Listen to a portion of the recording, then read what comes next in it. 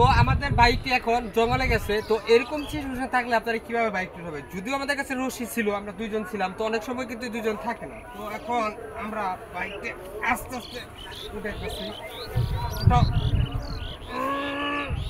কি ধরো গার্লফ্রেন্ড নিয়ে গেছিল জঙ্গলে, এদিকে নিয়ে এলাম গার্লফ্রেন্ড নিয়ে।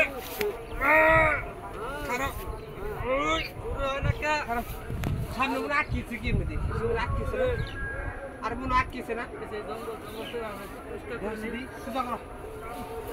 আটকিছে মনে ধরো টান দে।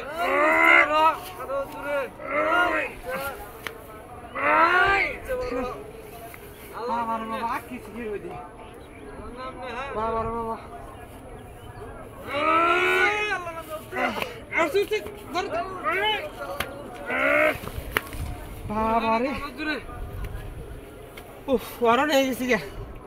তো যারা নতুন চালক আছেন, মানে নতুন চালক বলতে কি, এরকম জায়গায় দেখা গেছে, এরকম নিরালা জায়গায় গেলে কিন্তু অনেক সময় বিপদ সংকেত হতে পারে।